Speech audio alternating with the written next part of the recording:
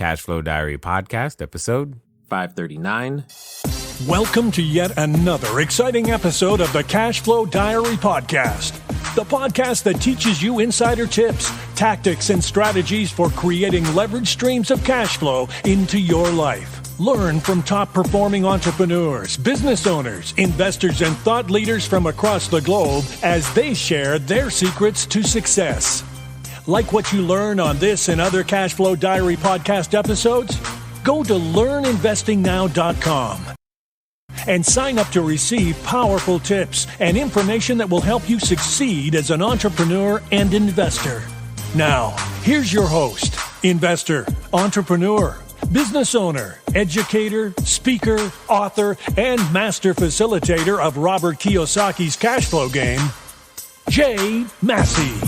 All right, ladies and gentlemen, welcome to another episode of the Cashflow Diary Podcast. I'm your host, Jay Massey, and I'm glad that you are here today because you and I, we're out there building our business, doing our best, becoming bigger, better, badder versions of ourselves, and yet there's something that we must employ to make that happen. In fact, there are some of you who are listening right now. You've asked for more of it. Some of you have watched other people who have loads of it, and yet there are still some of us who believe we don't have enough of it and wonder how can we obtain more. At this moment, you're probably going, what is Jay talking about? Well, today I'm talking about courage, period, point blank and simple. And in fact, I have a person with me today who's built a company around helping others build courage. They've been doing it for 17 years. And I just think that's amazing because one of the biggest skill sets, one of the biggest ingredients that makes entrepreneurs what we are is courage. I'm, of course, talking about Bill Treasurer. You may know him from his company, Giant Leap Consulting, or any of the 5 books that he's written. In fact, one of his books is having its 10th anniversary, and that's what we're excited about today because it's Courage Goes to Work, how to build a back of bones, boost performance, and get results. So here's what's going to happen for you guys today. I think that no matter where you are right now, by the time we're done, you probably will feel a little more courageous. And when you're ready to continue that conversation, you're going to know exactly what to do. So let's get ready to listen, love, and learn from Bill Treasurer. Bill, how you doing? Jay, wow, what a fantastic intro. I'm really looking forward. I want to hear this Bill Treasurer guy now after that. Totally understood. Well, you do something that I find completely interesting, and I can't wait to dig in. Now, before we go there, though, I have to ask you the same question I tend to ask everybody the first time that they're here. You ready? Okay, I'm on the hot seat. I got it. So I look at today's entrepreneurs a lot like yesterday's superheroes. You know, Batman, Robin, Wonder Woman, the Hulk, etc. You get the idea. Because I think entrepreneurs and superheroes have a ton of things in common. For example, as an entrepreneur, occasionally I can envision myself flying around town, using our products and services and saving customers one sale at a time. And at that moment, I'm probably, yes, wearing a cape. Also, though, like a superhero, there's a moment where an entrepreneur has a beginning. For example, if you think about Spider-Man, there was a time where he was just a kid going to school, doing his thing, taking some photos. And then one day he gets bit by a spider, discovers, hey, I've got a superhuman ability, and he has to choose whether to use this for good or for evil. So my question to you is as follows. Before your books, all 5 of them, before working with companies like, NASA, Saks Fifth Avenue, UBS, Walsh Construction, etc., before becoming a chief encouragement officer over there at Giant Leap Consulting, before everything that people know you for today, what we want to know is, who is Bill Treasurer? Man, that's a good question. So Bill Treasurer, geez, I'm talking about myself in the third person. I grew up 18 miles from Manhattan. So I grew up in the suburbs of New York, and sometimes, New Yorkers can carry a little swagger. I think it gives them a little bit of maybe overconfidence sometimes, but you're sort of born with a natural confidence, having to make your way in a world that's crowded with other people trying to make their way. So I grew up in the suburbs of New York with a brother and two sisters, an older sister, younger brother, younger sister, and got lost in the family, right? We had four kids. So I and my sister got a lot of attention. And so I became kind of the achiever to try to get my parents' attention, I think, and found the sport of springboard diving. And it became my little sport, like some people go into soccer or baseball or football or volleyball. And for me, springboard diving became an outlet and an escape and a venue where I could achieve. And the harder I worked, I saw my own results. If I put in the effort, I would get better and I would learn more difficult dives. Got ready to go. I won the Westchester County Diving Championships 3 times. Got ready to go to college, and they started to dangle scholarships in front of me.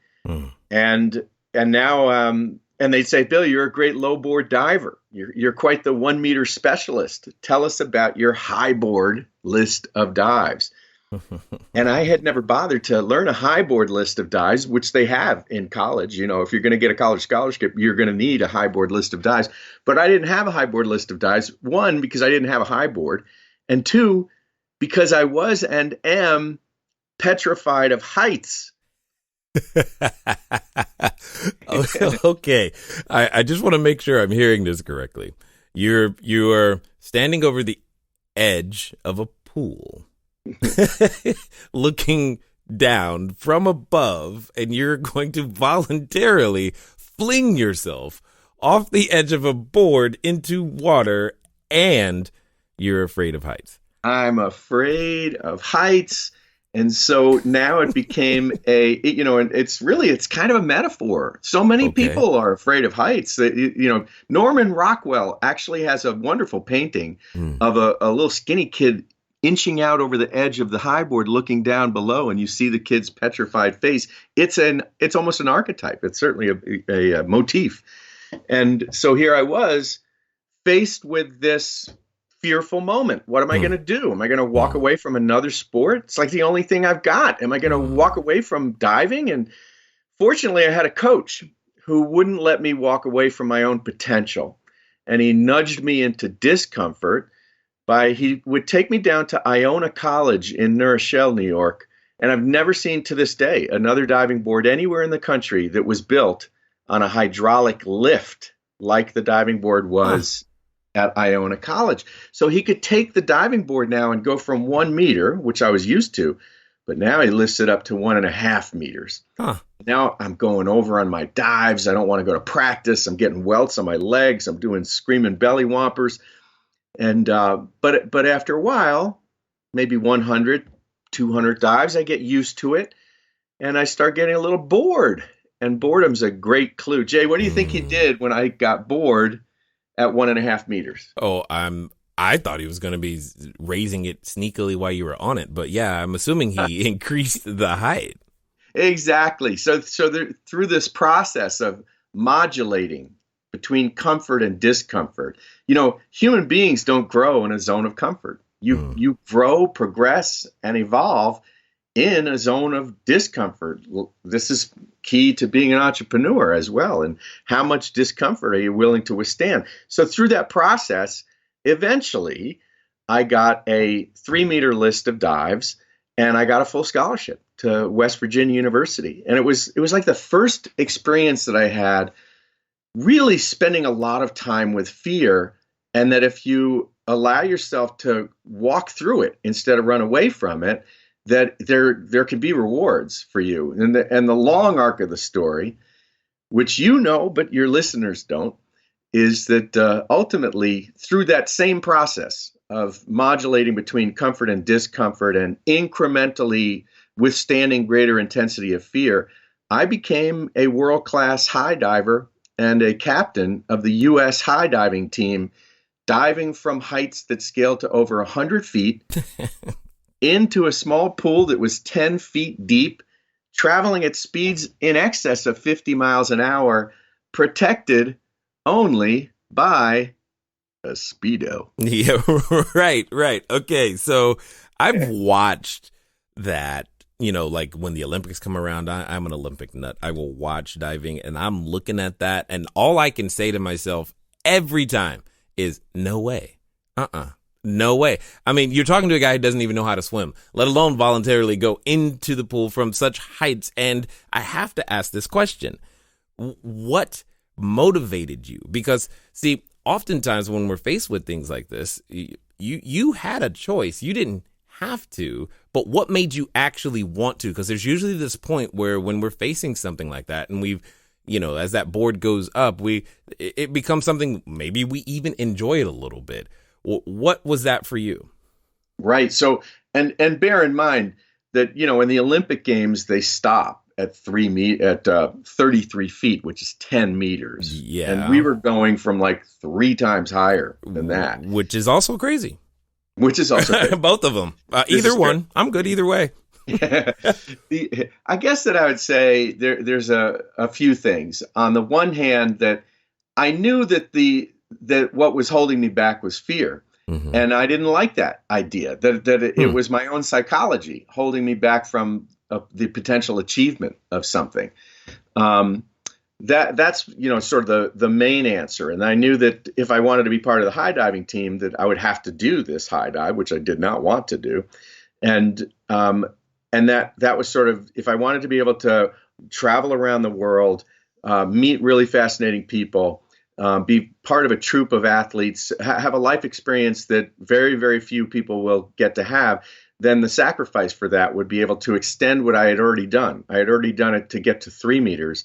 Now, if I could go through that same process again, where the stakes were higher, but I could do some things to promote my own safety, maybe, just maybe, I could be a member of the high dive team. Now, you mix in peer pressure and testosterone,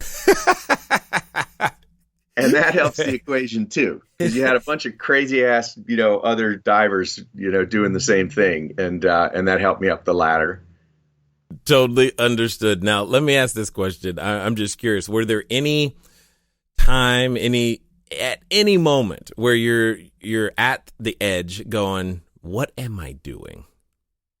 Yes. I did it for 7 years. Now, I had seen divers. I saw one diver break both ankles on the bottom of the pool. Ow. I had seen guys blow out their knees. I saw a guy have his bathing suit, tear off of his body when he hit the pool from such force in front of 2,000 people. Oh, man. So I had seen a lot, and I had an Olympic diving coach tell me, Bill, do it for like 3 years. It'll be fine on your resume later in life. But that's about the limit. And I had done it for 7, right? Like I was now just being Peter Pan and avoiding growing up and prolonging my adolescence. And I also knew that I was on borrowed time, that if I kept doing it, I was going to get hurt too.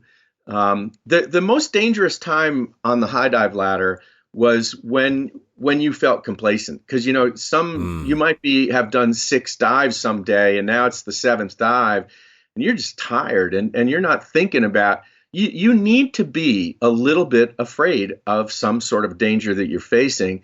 That fear gives you respect, and when you respected the ladder, when you were afraid and you knew that ladder could kick your butt, it could kill you if it wanted to, then you were going to take that dive seriously and do a good job. It was like when you were in the middle of the season and you had done a whole bunch of dives, that now you're getting dangerous, not because really you're getting dangerous out of complacency, and you're no longer respecting the dive. And after 7 years, that was my fear, and I decided to retire my Speedo. Got it. So take us on this journey. How do we go from throwing yourself off 100-foot platform into, well, probably throwing yourself off a 1,000-foot platform, being in business? You gotta feel the same. Yeah. They put me in charge of the troop of athletes at a young age. I was about 23, 24 years old, and they made me the captain of the team. And I did a bad job of leading. I didn't know who I was as a leader, so I adopted the style of my predecessors, and ultimately I adopted the style of my dad, who was like a hothead, authoritarian, kind of guy. And so that's the leader I became, like this little Napoleon with a little bit of power and misusing it. And one of the divers who was older than me confronted me one day after the show. He's like, Treasurer, I don't need this show and this dive so much that I'm going to be treated like the way you treat us. I'll walk. And I got defensive, but I thought about it and I knew he was right. I had no idea who I was as a leader. So I started to read books on leadership and group dynamics and organizational development. And I got better and I got a lot interested in the topic of leadership. So I put myself through graduate school. And eventually I got a job in a small boutique consulting company that specialized in leadership. Then I worked with a team building company and did 300 team building events. And then I worked for Accenture, one of the world's largest management consulting companies. So along the way, I was getting a lot of accumulated experience of working with leaders.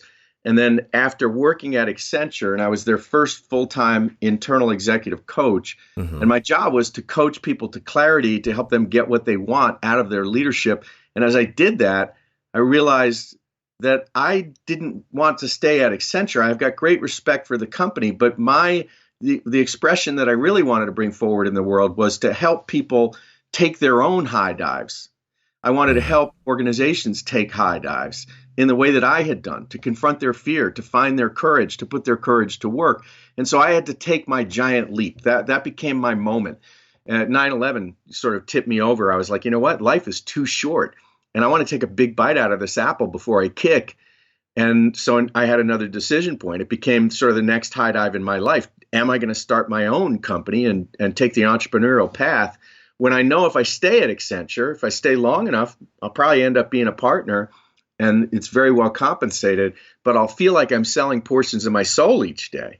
So I decided in 2002 to take the giant leap to start Giant Leap Consulting as a courage building company to help people, organizations, leaders, entrepreneurs be more courageous. Now, okay, that's exactly what I wanted to hit on.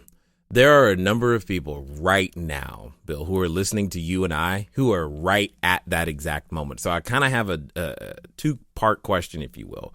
One, where did you, because again, you said it yourself, you're working at Accenture. There's probably even some people at Accenture right now listening to you and I, or hoping to one day even get there.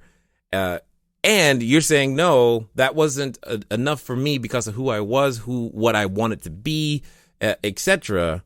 And there's a lot of people who get to that point and figure out, you know what I'm currently doing isn't enough. But not enough people, in my opinion, get to take that next step to actually go take that giant leap, as we were saying.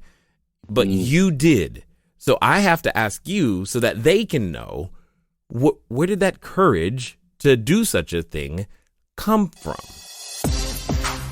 Hello there, entrepreneur. This is Jay Massey, and what I want to say to you is that the number one mistake that I have ever made in business, number one, has been waiting too long to do the books, waiting too long to get the bookkeepers, the accountants, the CPAs, the CFOs involved, and I don't want you to make that same mistake. That mistake cost me over 6 figures, and now for a significant discount, you have the ability to get your books together using FreshBooks. So what I want you to do is I want you to go over to gofreshbooks.com/cashflowdiary. Again, that's gofreshbooks.com/cashflowdiary.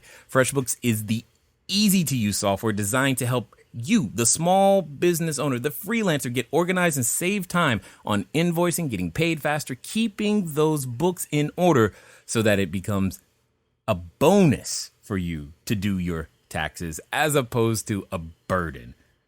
Go over to gofreshbooks.com/cashflowdiary and get started today. And now let's get back to the rest of the story. I'm big on the idea of values congruency, which means, first of all, you got to know what your values are, right? Like that helps. That does help. Right? Because everybody's like, oh, I've got good values or I've got good principles. And then you ask them what they are and they're like, family and honesty. you know, so I think you got to know what your values are, and I did know that I really enjoyed creativity and I enjoyed independence. Among two of the values that I hold are being applying creativity and bringing my creative expression, typically through the written voice and writing things. I value independence. I don't like my creativity messed with by others too much. I'll take help, but I also trust my own inner voice. And I was all about courage, right? And yet here I was at Accenture. I felt that, hey, it's a great company. I'm really glad I was there. So if there are listeners, just know I have great respect for Accenture. It took me like an arrow and pulled me back and shot me forth in a great way in my career and in life. But I also knew that my values were not the values that were going to be strengthened and enhanced if I stayed at Accenture. The idea of independence, creativity, and courage are not necessarily those that are important to the individual working at Accenture. So it became a question of values congruency. And I knew if I stayed there, I would slowly over time feel like, even though it's a giant company, it would start to feel very confining and small for my soul. And so it became a soul question. I think that what happens sometimes, Jay, for the entrepreneur is you can't not do it. You get to the leap, and the leap makes you do it because you realize, if I don't do it, my life is going to be sublimated forever. Now, to your point, there's probably a whole boatload of bar stools throughout the country with people sitting on it saying, I could have been a contender, but they never were a contender, right? Sort of regretting the risks that they didn't take, right? The risks that we regret the most in life are typically the ones we passed by and we didn't take. And I just, after 9/11 and seeing how fragile the world is and how quickly things can evaporate in terms of stability, I just wasn't prepared to live a life of dangerous safety. I needed to be able to express myself in the world and bring, and not, I go back to, you've heard the quote, we've all heard the quote from Henry David Thoreau that, most men live lives of quiet desperation. We've all heard that quote. But the second part is even more interesting to me. He says, most men live lives of quiet desperation and go to the grave with the song still in them. Yeah. And I just refused to go to the grave with the song in me. I got to sing my song. Yeah, I can relate to that so well, because there is that something that just refuses. You don't sleep. My wife would say, she's like, I got tired of you complaining. I'm just glad, even if you failed, at least you wouldn't be complaining anymore about having to go to work somewhere else. Yeah. And I thought that was funny when she told me that. Now, well, there's two things with that. One, it's always helpful, super helpful, to have a supportive spouse or partner, right? Like, yes. If my wife had been against my giant leap, that would have been a tough equation. And then the second thing is, and you've basically said it, one of the things when I'm helping people learn how to become more courageous is a sort of a thought experiment is what we call the theory of least regrets. The theory of least regrets. What will I regret the least? Right. Taking this risk and maybe wiping out, or not taking the risks and never knowing whether or not I could have been successful and having to live with not knowing for the rest of your life. Yeah, and that someone said it to me that same concept as that their version of hell was to meet the person they could have been. Oh man, that's a great way to put it. And I'm like, I'm down for trying now. Let's just go figure this thing out. So now, okay, help me here, because I'm just going to go with, you probably already know that what your company does is unique. I mean, I've never had a conversation where someone says, hey, I need more courage. Let me go find a company to help me build courage. Right. But yet this is literally what you said. No. This is what we're going to do. You could have chosen anything in any way, shape, or form. Why this? Well, I have to tell you, when I first started the business, you've heard of the term risk management, and that's really big in a lot of consulting circles. And I thought, well, I want a risk leadership company. So I'm not going to do risk management. I'm going to have risk leadership, meaning once you've done all the mitigating, at some point you still got to take a risk. And so I want to be about that, the risk leadership. And I found that when I started to do my BD, right, and do my business development and meet with executives and such, anytime I would mention that 4-letter word risk, they'd sort of put their finger up like the cross, meeting a vampire. And so I'm like, okay, this isn't actually working. So what do I need to do? And working with a good friend of mine who happened to be a branding expert, his name is Mark Levy, great guy, written a number of books. And Mark, interviewed a bunch of my clients and interviewed colleagues and such. And he said, Bill, after doing this research, I know you want your business to be a risk leadership company, but that's not really what it's about. What it's about, the compelling idea is courage and courage building and helping people be more courageous. It's just framing risk in a different way. And that made all the difference. That shift was extremely helpful to my business. And I figured that, there's so many things I can't do, Jay. I'm not built for engineering. I don't have a great mathematical mind. I'm not a tradesman. I'm terrible. My wife can do better carpentry than I can do. And yet the one thing that I've got is my little chord here that I can play relative to courage.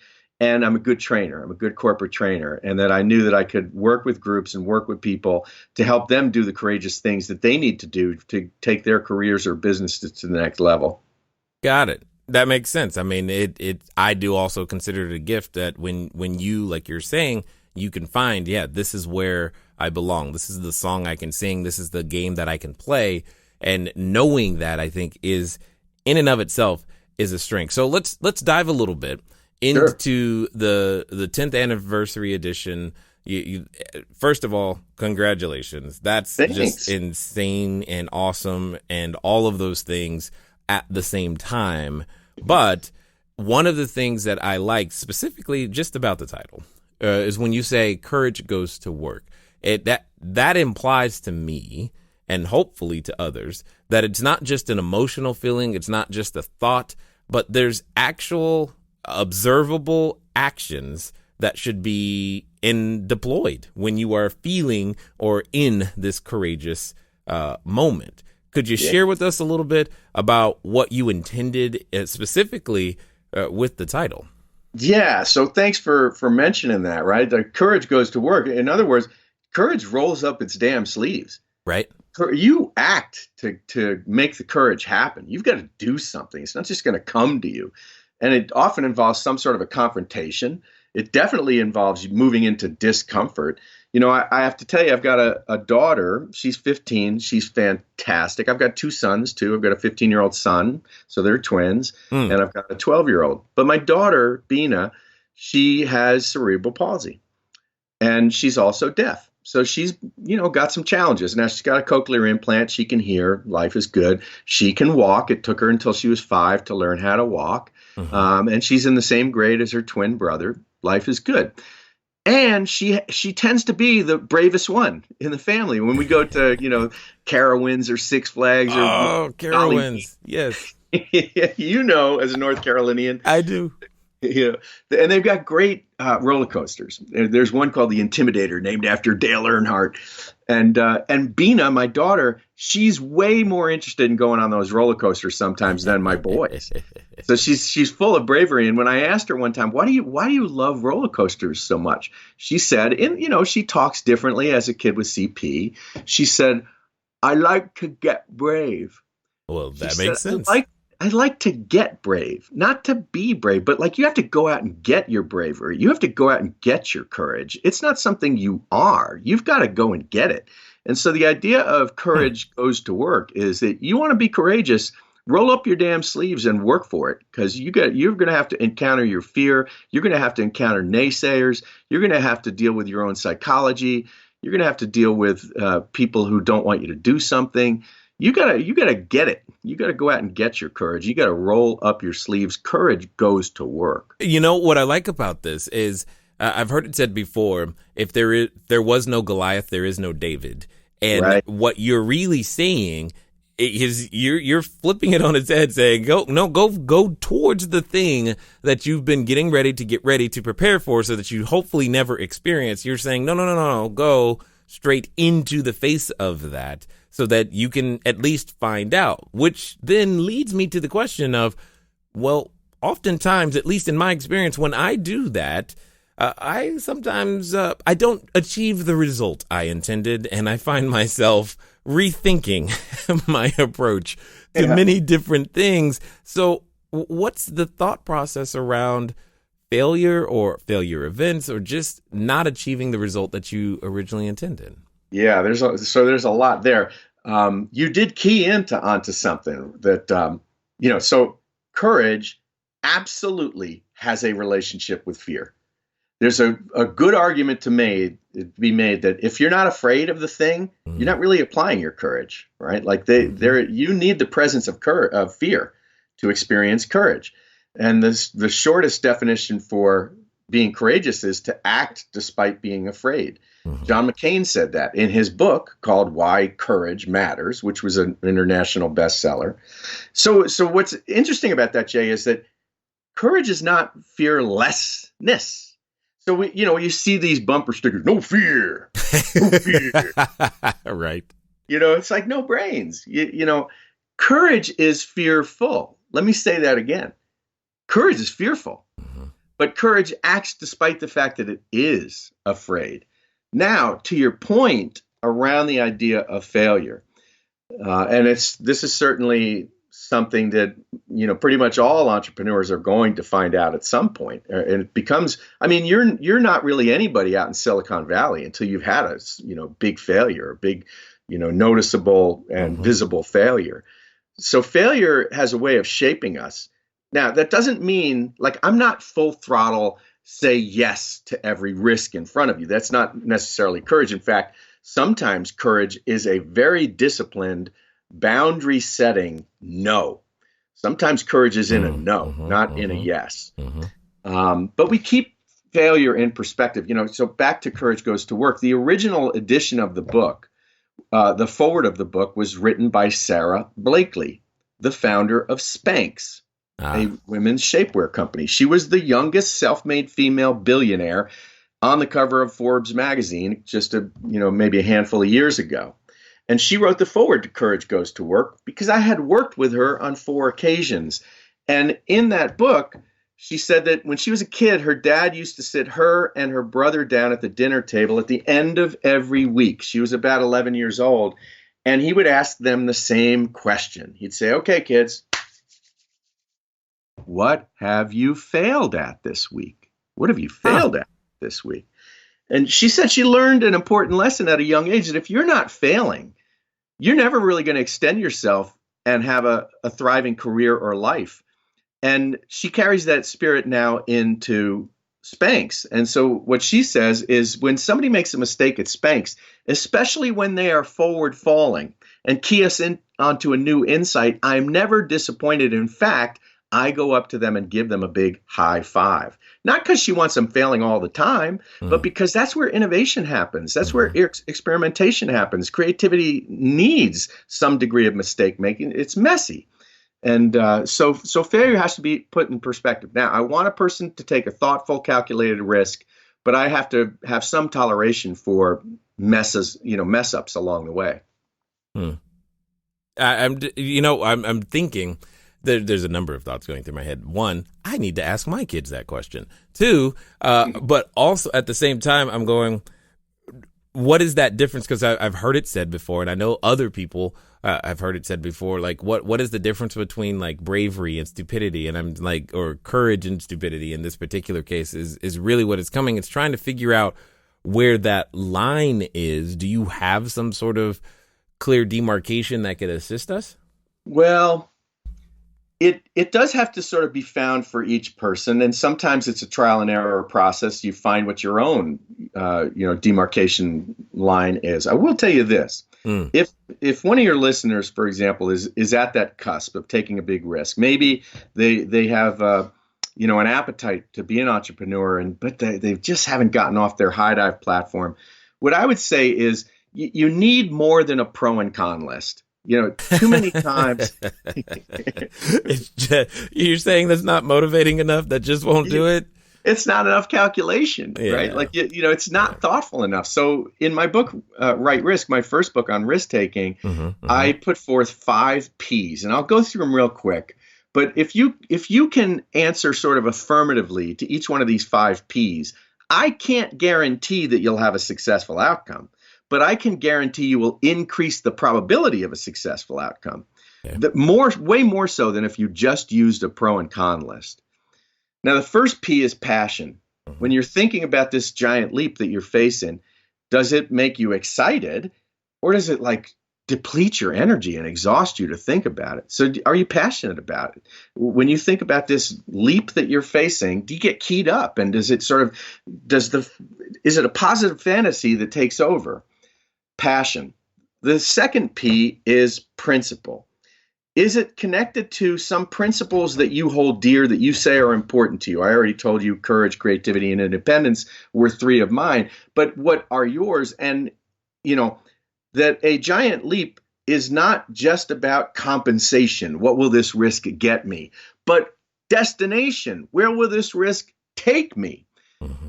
So is it connected to a principle that you hold dear? Third, purpose. Is it connected to where you want to go in life and this career you're trying to build and what you say you're all about? Does it further your purpose in life to take this giant leap? Fourth is prerogative. Is it an exercise of your own free will and it's your own choice to leave that platform? Is it your own yes or no decision? Or is there some foot on your back pushing you off that platform or somebody to holding you back on it? So is it an exercise of free will, your own prerogative? That's the 4th P. And then the 5th P is profit. So it's the last thing that we ask is, what will this risk get me? What might the potential reward be? How will this enhance my life and career? But we don't ask that first, because if we do, we get fixated on the wrong thing and we make the risk all about compensation.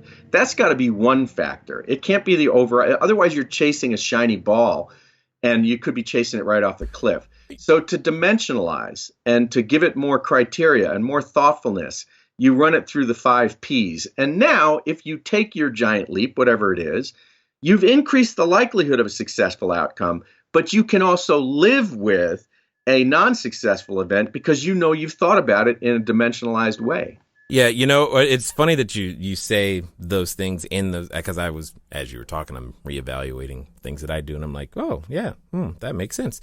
And I go through that because there are so many times where what I do and what we're doing as entrepreneurs, we would do them regardless, not necessarily regardless of the profit, but it's not like the thing. It's like, yes, we do it because, yes, we take the money because, you know what, it's earned, it's there, we provided value, but it's not the sole or even overriding reason in a lot of cases, because there's something that we're trying to bring to the world, to individuals, in a completely different way. Totally. Now, so which to me, though, for me, and one of the things that I do is that I like to have KPIs, metrics, to figure out, am I making a difference? And we come up with different ones. So what's really going through my head is, how do you measure the change of courage? I mean, I've never seen a courage scale, so maybe you got one. I just trying to understand how that would work in your world. So at the individual level, so I also have created a comprehensive training program. Now, my company does a lot of leadership development, even outside of the idea of courage. But I have a courageous leadership course, and it is a course that has been taught in 11 or 12 countries on 4 continents. And it's one of the things in that course called Courageous Leadership is we have a courageous leadership profile. Jay, we look at courage in 3 different dimensions, and this profile, a 30-question questionnaire, measures a person's courage capacity in each one of these, what we call the 3 buckets of courage. The first bucket of courage is what we call try courage, the courage to try something you've never done before. You find it in the courage of first attempts, when you're having to cross over some threshold that you've never done before, like the first time you bought a house, or the first time you drove a car, or the first time you asked a person on a date. I was thinking the first time I hired someone, first time I fired yeah. someone, but okay, yeah, we can go with those things too. That was the first thing firing people took. Oh my God, that was scary. Anyway, go ahead. Oh, that is totally scary. And some entrepreneurs, I didn't do it, but the first time you go into a bank to get a loan for your business, right? Right. Or the first time you float a payroll on a credit card. Right. Huh. Preach it, brother. Yes, go ahead. Those are try courage moments, and they'll really test you. And in some respects, when you're in try courage, it's the courage of action, and it's the courage of facing the unknown. It's with an unknown outcome. The second bucket of courage is not try courage. It's what we call trust courage. It's the courage of vulnerability, and the courage of being sort of emotionally exposed. It's the courage to delegate and not hover over your person or employee like a helicopter parent and micromanage and take stuff back from them, to entrust them to get the job done. Sometimes it's trusting yourself. Certainly when you take your giant leap that first time, you're really placing all the chips on a belief that you believe in yourself. And that takes a lot of trust in yourself. So trust courage is the courage of vulnerability, which is different than trying something you've never done before. Now, the third bucket of courage is what we call tell courage. It's the courage of voice or assertiveness. It's the courage of the truth teller. It's the courage of not biting your tongue to go along and get along, but to expressing your own belief out loud in front of people, knowing that it's going to be open up to scrutiny. So it's the courage of honesty. And so those three buckets of courage, try, trust, and tell, all of them involve courage. There is even some overlap and reinforcement between those buckets, but they're all unique. So not all courage is the same. So we have a profile, back to your KPI question, where a person can measure how much courage they have in each one of those buckets and which bucket might be in need of more courage. Somehow I knew if I just asked the question, you would have an answer like that. It just made sense. No, I know that in the time that we've spent together, I'm like, oh man, I can keep going all day. But I know that there's a number of people who have listened this far. They want to find out more about, what you've got going on, or even, pick up a copy of the book because, hey, it is the 10th anniversary edition and all. Yes. What's going to be the best way for them to track you down and figure that stuff out? Well, they can always find me at billtreasurer.com, and treasurer like the treasurer of a bank. So billtreasurer.com is an easy place to find me. To find the courage material, it's very memorable, is couragebuilding.com. So just like the word team building, but couragebuilding.com. To find my company, Giant Leap. So we've talked a lot about Giant Leaps. GiantLeapConsulting.com is where they find the business. And the book, Courage Goes to Work, where do you think they can find that? I'm going to go with Amazon, but I'm guessing. That's true. That's true. That's an easy place to find it. And then just, sort of put in the search field, Courage Goes to Work. But we also have a microsite set up, couragegoes-to-work.com, if they wanted to read more about it there. Absolutely. Now, as we wind down, I'm interested I have a final question for you, and I'm interested to hear the answer. And I'm hoping it's different than something you've already said, but we'll find out. So let's go on this journey together, because here's what I know. I know that there's someone listening right now who, in the time that you and I have been talking, as I said at the beginning, they've reached what I like to call the precipice of decision. They were stuck somewhere. They were thinking, you know what, I am going to start my business. Or they're like, I'm done with 6. It's time for 7 figures. I'm done with 7. It's time for 8. Yeah, I will hire that person. I'm going to do the next thing, whatever that next thing for be. And for most of them, it's get started. Now, like I know, when you reach that precipice, oftentimes we have a companion, and that companion comes in the form of a voice, and it's a voice that reminds us of, well, it didn't work last time, and why do you think it's going to work this time? And really, you're going to have a company? Somebody? No one's going to listen to you or buy your stuff. And for some people, they're related to that voice. So my question to you is as follows. Let's pretend that this time it's going to be different. This time they're going to follow through, and they're going to do exactly what you say. And they're going to do so in the next 24 to 48 hours. What would you suggest that they do? I would suggest that they first answer the holy question. A Catholic priest one time told me that these are the four most important words you'll ever learn in the English language. What do you want? What do you want? At a deep level. A lot of people can tell you what they don't want or what they've got that they don't like. Right. But, and then this is a question that is not up for others to decide. What do you want with your life, and where do you want it to go? So I sit with that question. Another good question to ask yourself is, where are you playing it too safe? And it might be a question that you're the only one who knows the answer to it. But, even if you didn't want to tell other people, tell yourself, where are you playing it too safe? Now, once you know what you want, and sometimes identifying where you're playing it too safe shows you where your next risk needs to be. But certainly when you say, here's what I want to get to, now you know your destination. So now you know where you need to point. Said the courage goes to work. You're wanting to work towards that want that you've got. Now you have to identify the little leaps that will take you to get to the giant leap. No high diver jumps from 100 foot one time without doing hundreds of jumps from 1 foot, right? So you've got to do the incrementalism. You don't have to take the giant leap all at once. When I decided to start Giant Leap Consulting, I didn't just leave Accenture that one day, right? It was a months-long process. I went to Emory University and took 4 classes.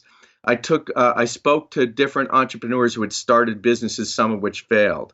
I saved a nest egg of 8 months worth of income. I read some books, right? Like all of that was lowering my high dive. I still needed to take the high dive at some point, but that's thoughtful, calculated. I was shifting the weight of my life from one world into another, but not all at once. So for the person who's on this precipice, I would say, ask yourself, what do you want? Where are you playing it too safe? And then start figuring out, now you know what your longer path is, but what are the small little dives that you can take, the little leaps that will help you lead up to the big leap? And I call them lead ups. I like it 100%. I mean, there's so much that you've shared that I think every entrepreneur needs to hear. Hopefully those of you that are listening, you heard it. But sir, one of the things I just want to say is I just want to say thanks. Thanks for taking the time to share your knowledge, your wisdom, and your insight here with us today at the CashFlow Diary. Hey, I got to tell you, this was one of the funnest podcasts I've done in a long time. I really enjoyed talking to you. All right, ladies and gentlemen, you know what time it is. It's time for you to move at the speed of instruction. What does that mean? That means get over to couragegoestowork.com. Why? Because more courage isn't going to hurt you. And you also heard some very important things, because those of you listening, you and I both know that we don't want to live that life of dangerous safety. And most importantly, it's time for all of us to begin to up-level those questions that we have been asking ourselves. So let me be the first to ask you, what have you failed at this week? Ladies and gentlemen, it's been fun talking to you today. I look forward to talking to you soon. Until next time.